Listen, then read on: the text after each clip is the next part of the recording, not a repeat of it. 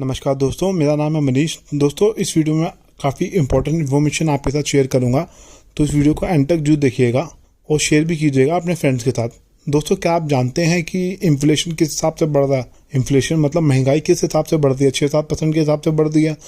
Petrol का price आज से 20 साल पहले कितने का था? 2004 में पेट्रोल का प्राइस 34 रुपीज़ था, आज 100 रुपीज़ के आसपास है।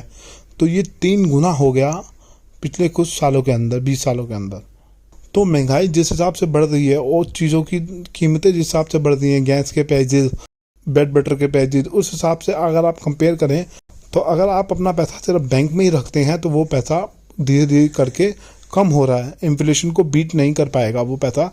मान लीजिए अगर आपके अकाउंट में 1 लाख रुपया है और आप उसकी एफडी नहीं करते, उसको बैंक में ही रखते हो, जिस हिसाब से महंगाई बढ़ रही है उससे आप कंपैरिजन करो उसके इंटरेस्ट रेट से। बैंक में आप पैसा रखते हो तो कितना इंटरेस्ट मिलता है? 3-4%।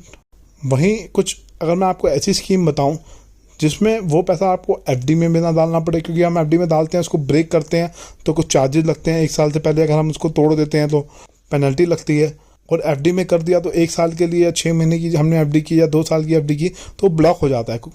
उसको तोड़ सकते हैं लेकिन थोड़ा सा नुकसान होता है। दोस्तों, आपको मैं एक सजेशन देना चाहता हूँ। अगर आपका सेविंग अकाउंट है किसी प्राइवेट सेक्टर बैंक में या सरकारी बैंक में, तो ये सर्विस काफ़ी सारे बैंक देते हैं, लगभग सारे बैंक देते हैं। एक होता है ऑटो स्वीप फैसिलिटी।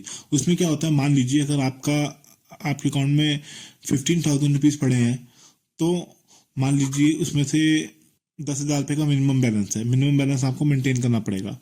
तो आपके ऊपर के जितने पैसे हैं, 10,000, 20,000, 40,000, 50,000 जो भी हैं, उसकी ऑटोमेटिकली एफडी हो जाएगी। जैसे मान लीजिए आपके अकाउंट में सैलरी आई या आपने जमा किए पैसे, तो उसकी ऑटोमेटिकली एफडी हो जाएगी और उस पैसे को आप कभी भी विड्रॉ कर सकते हैं, कभी भी निकाल सकते हैं। वो आपके स्पेशल अकाउंट के अंदर डिपॉजिट हो जाएंगे पैसे, उसको कभी भी आप विड्रॉ कर सकते हैं। जैसे मान लीजिए आपके अकाउंट में 40,000 रुपीज़ हैं और 10,000 का मान लीजिए मिनिमम बैलेंस है या 5,000 का मिनिमम बैलेंस है। हम 10,000 मानते हैं कि मिनिमम बैलेंस आपको मेंटेन करना पड़ेगा। तो यहाँ पे इस केस में क्या होगा, आपके पास 40,000 रुपये पड़े थे और मान लीजिए 10,000 रुपये का मिनिमम बैलेंस है, आपको मेंटेन करना पड़ेगा। आपने प्राइवेट बैंक में अकाउंट खोला हुआ है तो आपके 30,000 एक्स्ट्रा बचे। अब इसमें से 10,000 रुपये की आपको जरूरत है, आपने 10,000 रुपये निकाल लिए, तो आपके बाकी जो होंगे 20,000 रुपये उसकी ऑटोमेटिकली एफडी हो जाएगी। इसको मैं सिंपल वे में समझाता हूँ। मान लीजिए आपके अकाउंट में 40,000 रुपये हैं, ठीक है। 10,000 रुपये का मिनिमम बैलेंस है, वो आपको मेंटेन करके रखना पड़ेगा।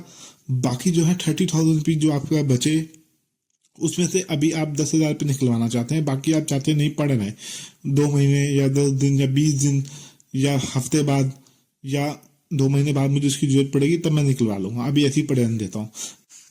लेकिन वही अगर हम स्विच फैसिलिटी लेंगे तो मान लीजिए हमारे पास अगर 40,000 रुपीज़ है, 10,000 रुपीज़ का मिनिमम बैलेंस है, तो 30,000 रुपीज़ की ऑटोमेटिकली एफडी हो जाएगी। उसमें से 10,000 रुपीज़ आपने विड्रॉ कर लिए, बाकी बचे 20,000, उनकी एफडी पड़ी रहेगी और जब चाहे आप विड्रॉ कर सकते हैं, उसमें आपको इंटरेस्ट मिल जाएगा।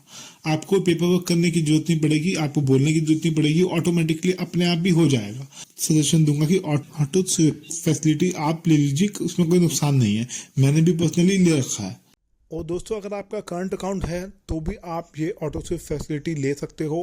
करंट अकाउंट में तो वैसे ही इंटरेस्ट नहीं मिलता कुछ, और अगर आपने ऑटो स्विप फैसिलिटी ले ली तो आपको काफ़ी अच्छा बेनिफिट मिल जाएगा, आपको काफ़ी अच्छा इंटरेस्ट मिल जाएगा आपके उसमें पैसे पड़े हैं उस पर। जनरली बैंक वाले ये इंफॉर्मेशन शेयर नहीं करते हैं।